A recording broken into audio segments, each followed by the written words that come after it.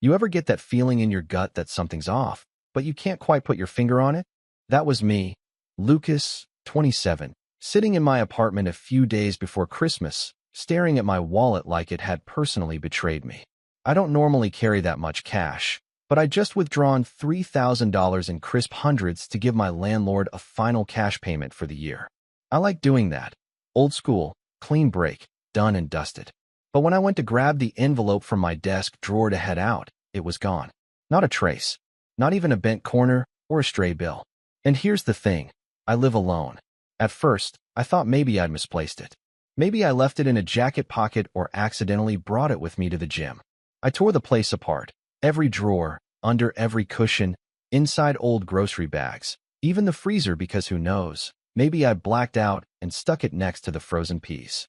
But no, it was just gone. $3,000. Poof. I paced the apartment for hours that night, replaying every second of the past few days. Had anyone been over? No. I'd been working long hours at the auto shop, only really taking time off to grab groceries or crash at night. I called my landlord, apologized, and wired him the rent directly from my savings. That stung. It was money I'd earmarked to take a break in January, drive up to the mountains for a few days, clear my head. Now it was just gone. Still, I brushed it off. Kind of. I mean, what else was I going to do? Call the cops and say, hey, I think my cash just disappeared into thin air. Life moves on. Christmas was coming, and I figured I'd just let it go. Not worth ruining the holidays over something I couldn't even prove. Until Christmas dinner. Every year, we do a big family gathering at my parents' place. It's a little chaotic. My older brother Ryan brings his loud opinions, his even louder wife, and their 2 kids who seem to think furniture is for jumping off. My younger sister, Katie, usually shows up late with some boyfriend of the month and spends most of the night scrolling on her phone. And me? I just eat, keep my head down, and try not to get pulled into family politics. But this year felt different. Tense, somehow. Like everyone was in on a joke I hadn't heard yet. My mom was especially sugary sweet when she hugged me at the door, commenting on how tired I looked and how I always worked too hard, which is mom code for, why are you still single and not giving me grandbabies? I smiled, played along, handed over the wine I brought, and settled into the evening. The food was great, as always. My dad had gone full grill master in December again, and the kitchen smelled like rosemary and roast beef. We laughed about Katie's latest Tinder disaster, groaned at Ryan's rant about inflation, and I was just starting to feel like maybe I could enjoy the night without thinking about that missing money when it happened. After dessert, Ryan stood up and tapped his glass like we were at a wedding. I just want to say, he began, holding court with the confidence of someone who's never questioned a single opinion he's ever had, how grateful I am for family, especially this year. It's been tough for a lot of people, but family helps family. That's what matters. I didn't think much of it at first. Typical Ryan. Always got a speech ready, especially if he thinks there's applause at the end. But then he reached into his coat pocket and pulled out a small, shiny box. The kind of box you see in jewelry stores behind glass and security locks. He walked over to Dad and handed it to him. "Merry Christmas, old man." Dad opened the box and his eyes widened. "Ryan, is this the Omega Seamaster you were eyeing last year?" Ryan grinned. $2, $9.95 retail, but you're worth every penny. Everyone gasped. My mom clapped like it was the finale of a game show. Katie let out a dramatic, "No freaking way."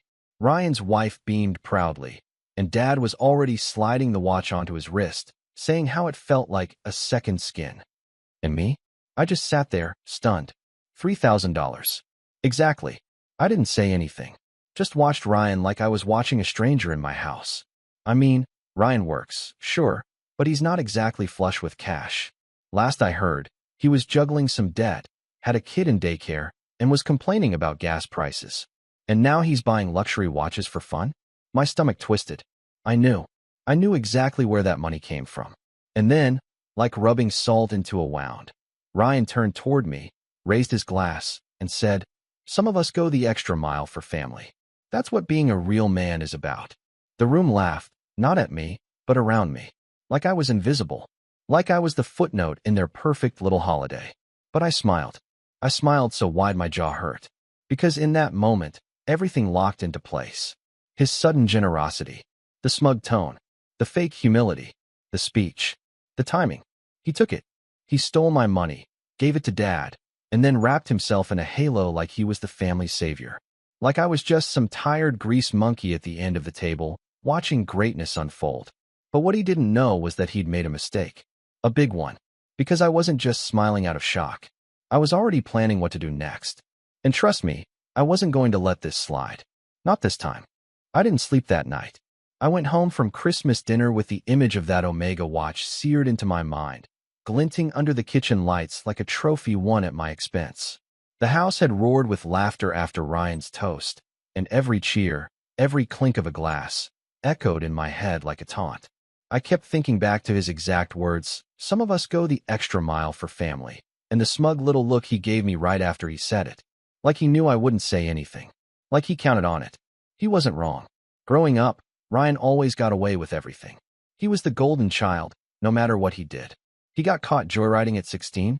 Boys will be boys. Failed out of his first semester at college. He's just figuring things out.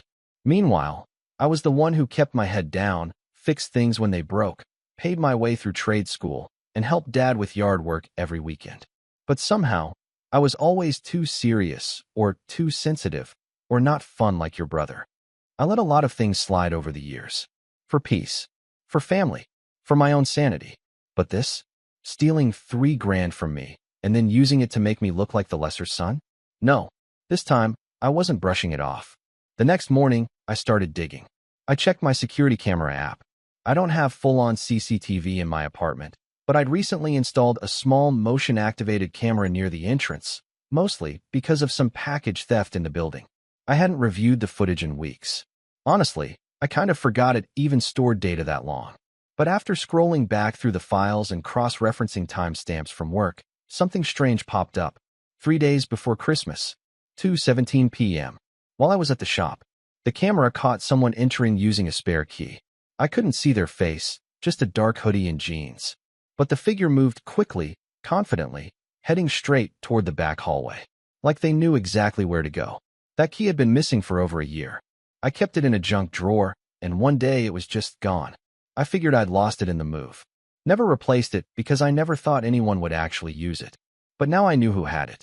I called Katie. She always had the best memory in the family and wasn't nearly as loyal to Ryan as the rest. In fact, she kind of hated him, called him a walking ego in cargo pants. I figured if anyone had noticed something, it would be her. "Katie, random question," I said, trying to sound casual. "Do you remember if Ryan ever had one of my apartment keys?" She paused. I think. "Yeah. A while ago, Mom said you left a spare at their place before you moved out, and Ryan pocketed it." I asked him why he had it, and he just shrugged. What? I didn't answer her.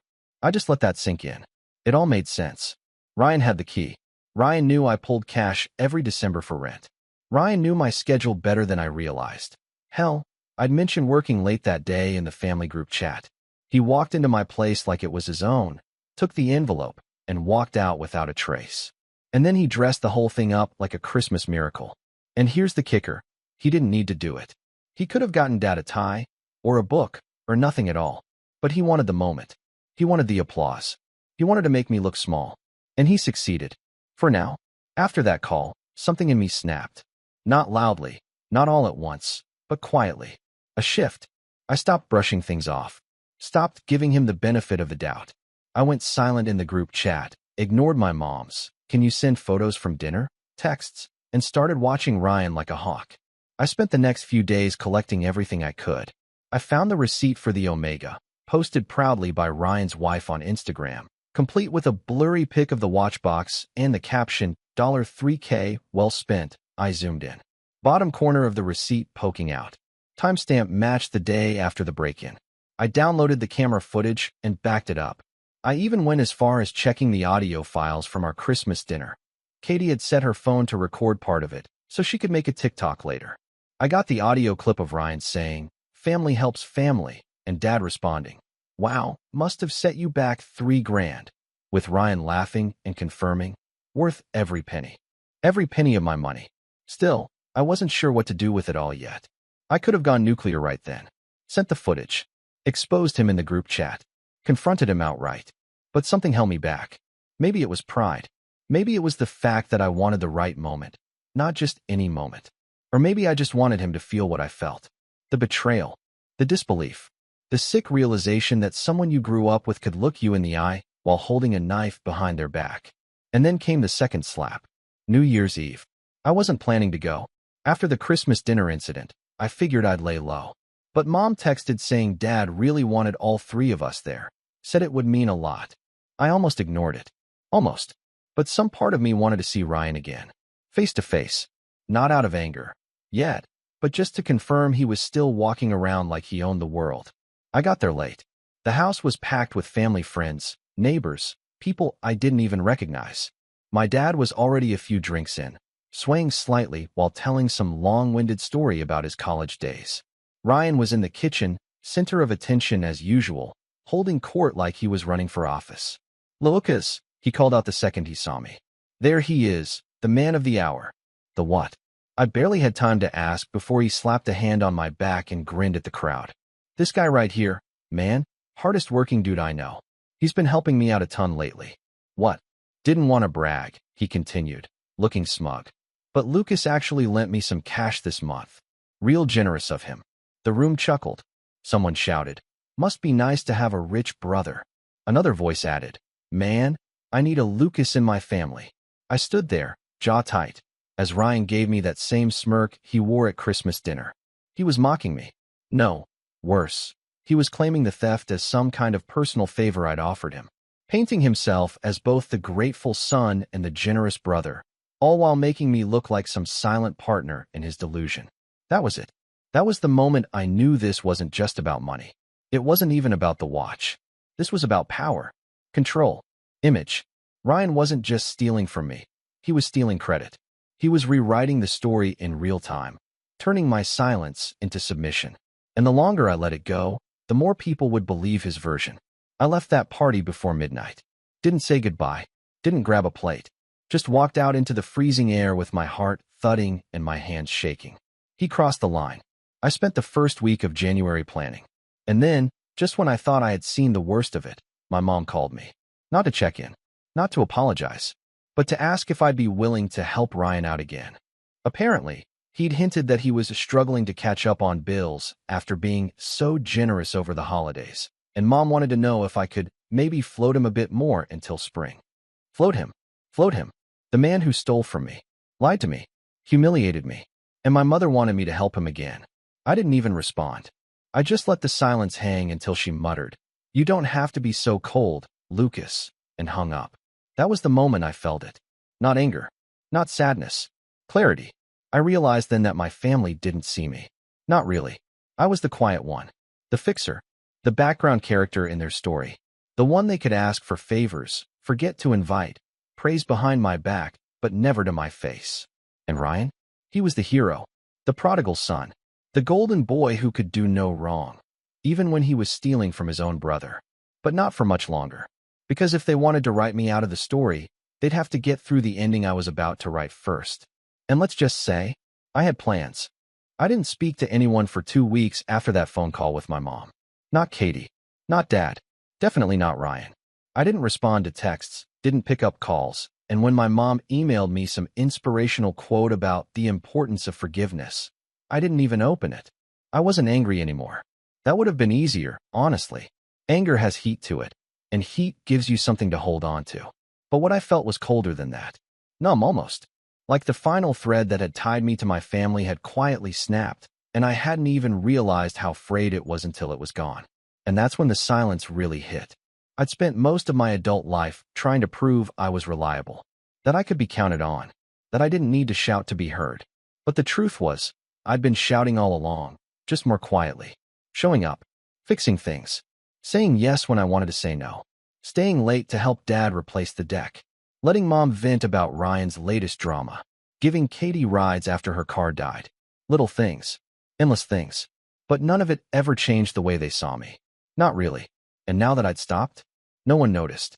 The first week of January passed, then the second. No one called just to check on me. No one asked how I was doing. I wasn't angry about it. I just finally saw it for what it was. I'd been convenient. A background character in their little drama. And now that I'd stepped out of frame, the scene went on without me. It should have broken me. And for a while, it almost did. I'd go to work at the auto shop, come home, heat up leftovers, and just sit. Not sad, not energized, just drifting. I even started skipping the gym, which I hadn't done since I was 23 and broke my ankle. I stopped shaving, stopped replying to group texts from friends. At one point, I spent 3 straight hours watching condensation drip down a window pane like it held the secrets of the universe. That was probably the low point. But here's the thing about rock bottom. It's a foundation. Once you hit it, there's nowhere to go but up. Slowly, quietly, one brick at a time. And for me, that first brick came in the form of a phone call. Not from my family. From Dave, the guy who owned the shop where I worked. He was blunt as always. "You okay, man? You look like someone ran over your dog." "Yeah, I lied. Just tired." "You've been just tired for a month. Either you're depressed, or you've joined a fight club and you're too tired to swing." I snorted. It was the first time I'd laughed in weeks. "You know," he continued, "you ever thought about opening your own place?" That stopped me cold. "What? You're good," he said, matter of fact. "Clients like you. You're organized. You don't cut corners. You don't complain. I've had 3 customers ask if you do side gigs. You've got a reputation." I blinked. "I mean, yeah, I've done some stuff on the side. Oil changes, detailing." "You've got the work ethic," he said. "You just need the guts." That conversation stuck with me. I'd always joked about opening my own garage one day, but it felt like a pipe dream. Like something guys say over beers and never follow through on. But the idea, it lingered. And suddenly, I wasn't just drifting anymore. I had something to think about. Something that wasn't my brother or my family or that damn watch. I started researching during lunch breaks. How much it would cost to lease a small unit. What kind of equipment I'd need. Startup loans. Zoning permits. I stayed up late watching videos about other guys who started out with just a few tools and built 6-figure repair businesses from scratch. It wasn't about money. It was about building something that was mine. No one could take credit. No one could reframe the narrative. No one could walk in and twist it into some family fairy tale. And it felt good. Really good. One night, I found an old spiral notebook in a drawer, left over from my trade school days, and started jotting down ideas. A logo. A name. Precision Auto was the first one I liked, but it felt too generic. Lucas Garage felt a little too self-indulgent. But then I thought of something my dad used to say when I was a kid, back when he actually paid attention to me. Good mechanics don't fix cars, they earn trust. So I scribbled down, earned. Simple, clean, honest. It felt right. Over the next few weeks, I kept working. Quietly. I saved every dollar I could. Took extra shifts. Started saying yes to more side gigs. Detailing, battery swaps, even home service calls for people who couldn't get to the shop. I drove out to one guy's farm 40 minutes away just to patch up a busted axle. By the time I left, he handed me a $200 tip and said, "You're going to go far, kid." For the first time in a long time, I believed it. Meanwhile, my family stayed silent. Katie posted Instagram stories from her ski trip with Connor number 5. Mom uploaded throwback photos captioned, "So blessed." And Ryan? Well, Ryan posted a video of him clinking glasses with Dad, the Omega front and center on his wrist. No one asked where I was, and I was done waiting for them to. In mid-February, I found a tiny garage for lease 20 minutes outside the city. Nothing fancy. 2 bays. Cracked concrete floors. Old signage from the previous owner still hanging above the entrance. Mix auto. But the bones were good. And the rent? Reasonable. I toured it after work one day. The sun was setting, casting long shadows across the lot, and I just stood there, imagining what it could become. A real business. My business. I took a photo. I didn't send it to anyone. It was just for me. By March, I'd pulled together enough for the first and last month's rent. Dave gave me his blessing, even offered to sell me some used equipment for cheap.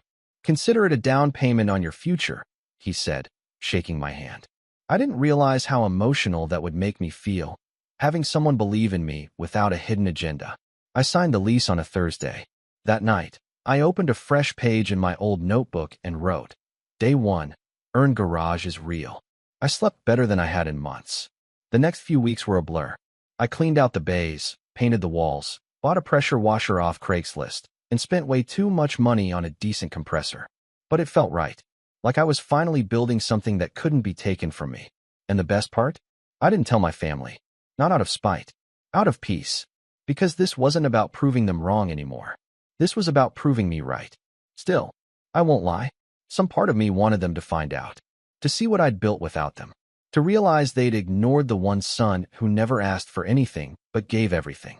To watch their golden child squirm when he realized I was no longer in the background. But I was patient. Because revenge isn't always loud. Sometimes it's quiet, methodical, slow. And sometimes, the best way to win is to build something so undeniable they can't ignore it anymore, even if they want to. But fate? Fate had other plans. Because just when I thought I'd found peace, a message popped up on my phone. From Katie. Just 5 words. You need to see this. The message from Katie sat on my lock screen for a solid minute before I even unlocked the phone. I just stared at it. You need to see this. I hadn't heard from her in weeks. Not since our brief conversation about the spare key. Not since Christmas dinner imploded silently in my chest and took every thread of family loyalty down with it. So for her to suddenly reach out now? Yeah, I felt it in my gut.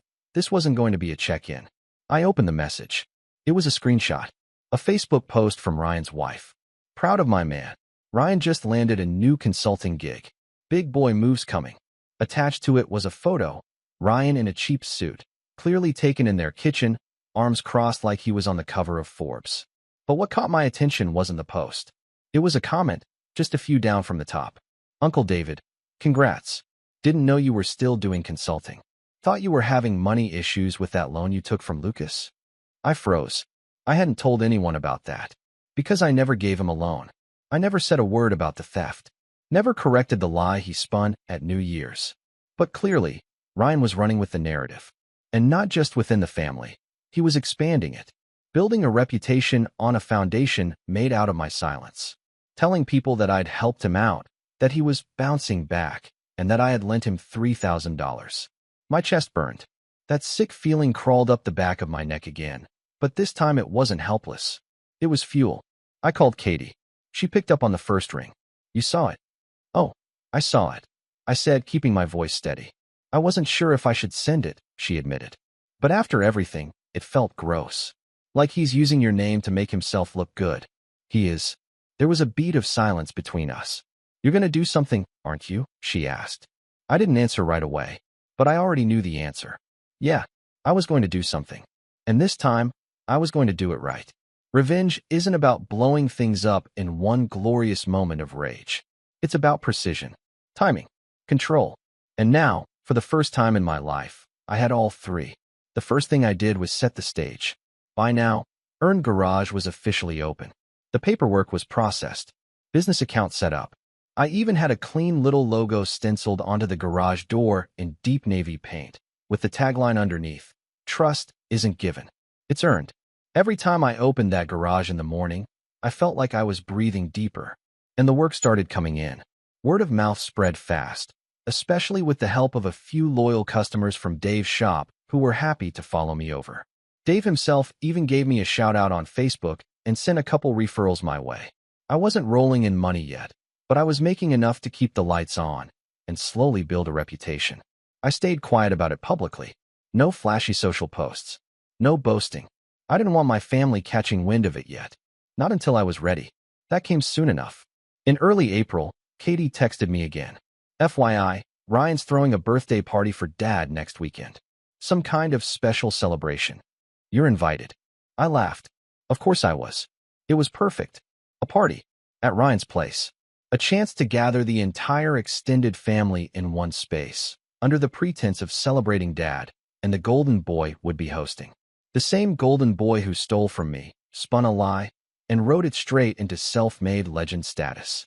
And now, everyone would be there. Laughing, toasting, listening. It would be the perfect place to show them who he really was. But I wasn't going to walk in and shout. That's not how I work. I needed to be strategic. So I started gathering evidence. Over the next few days, I pieced together the full timeline.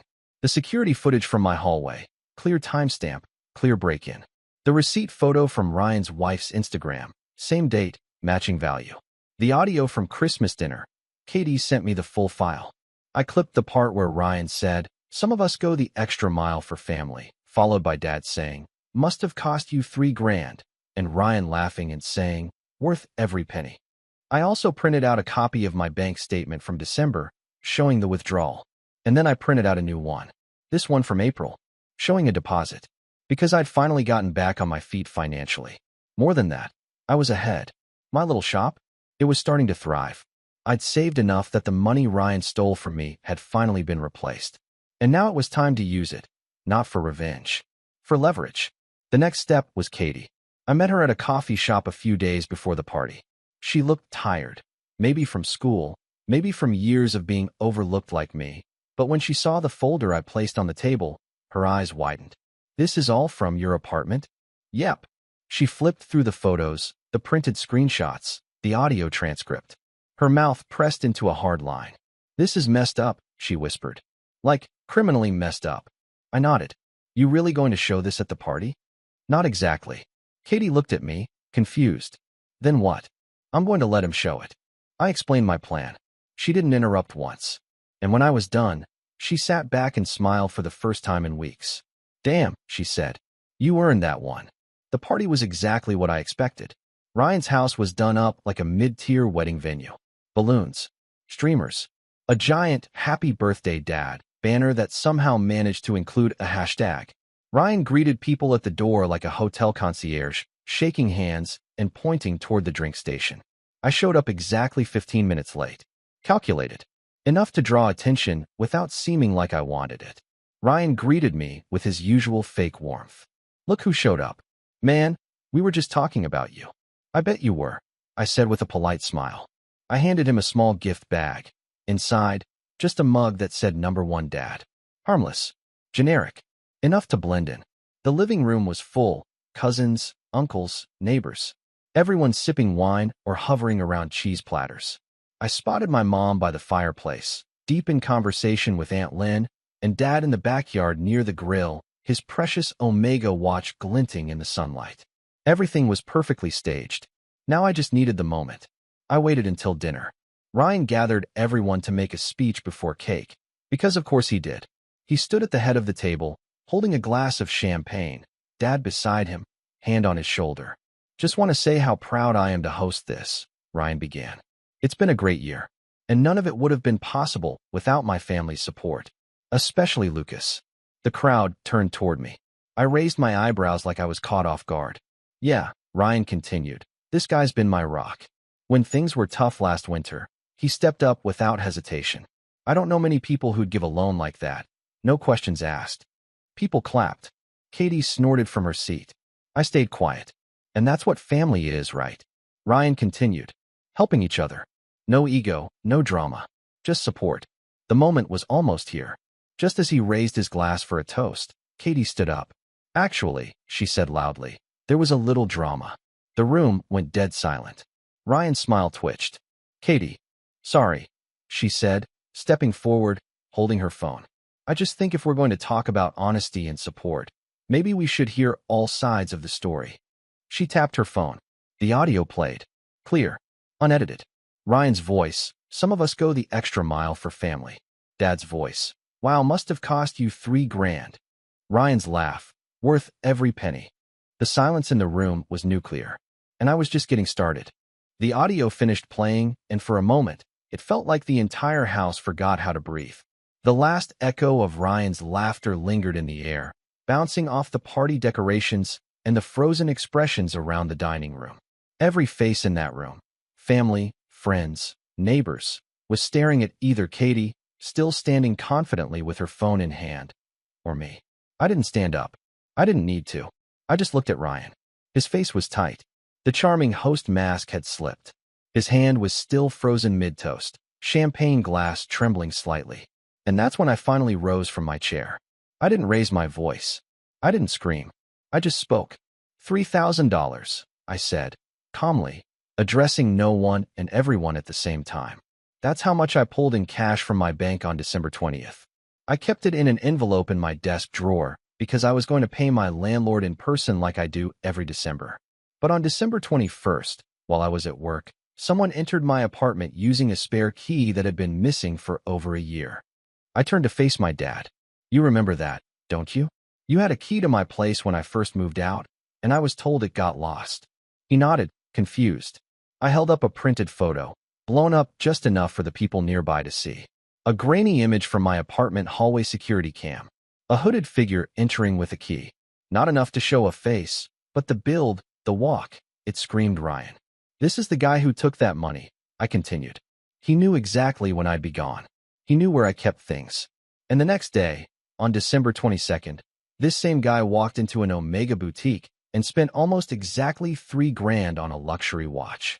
I pulled out a second printout, the screenshot of Ryan's wife's Instagram story. She posted this, with the receipt in the corner. Time-stamped. Same day.